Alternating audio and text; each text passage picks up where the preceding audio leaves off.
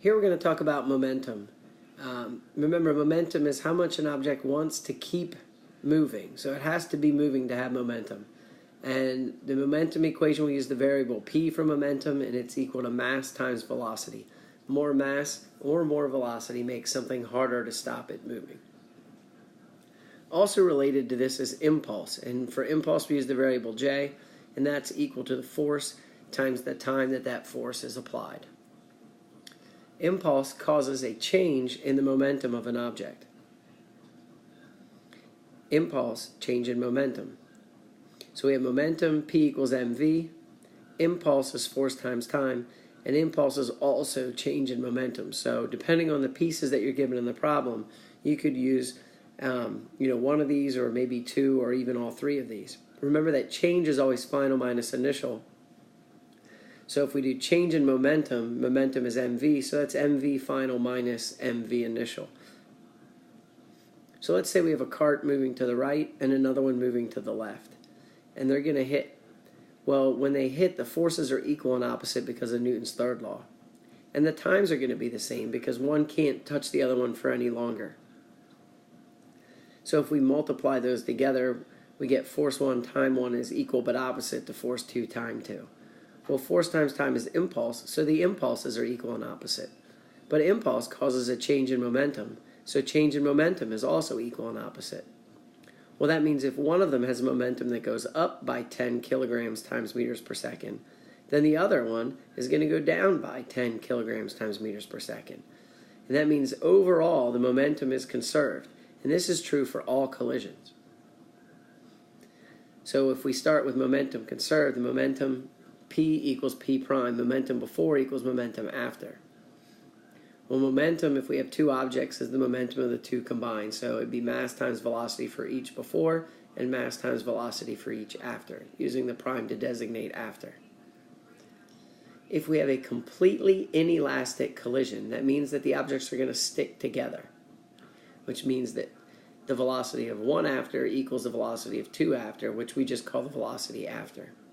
So we would get an equation that looks like this, because essentially we really only have one object after the collision, and it has the mass of the two objects combined. We could solve for that velocity. If it's an elastic collision, kinetic energy is conserved. The prefix in means not, so completely inelastic is not elastic and kinetic energy is not conserved. The word completely refers to the sticking of the two objects. So let's take a look at one of these examples. I have an 8 kilogram cart moving 6 meters per second, and let's say that I have a force of 2 newtons that's applied for 3 seconds. And I want to know what's the final velocity of the cart. Well, we know that force is going to hurt the motion and the cart's going to slow down, but how much? Well, impulse is equal to a change in momentum. Impulse is force times time. Momentum is mass times velocity, so that's mv final minus mass times the initial velocity. And I can put in the values that were given and then do a little bit of algebra. Remember, the direction is important, and since the force is opposite the direction of the cart, or it's hurting, I need to put a minus sign over there in front of the 2. So then I get minus 6 equals 8v minus 48, and through algebra I can find that its final velocity is going to be 5.25 meters per second. Let's look at a collision problem. I have a blue cart and a green cart, and they're going to come at each other, and we've got masses and velocities for each cart.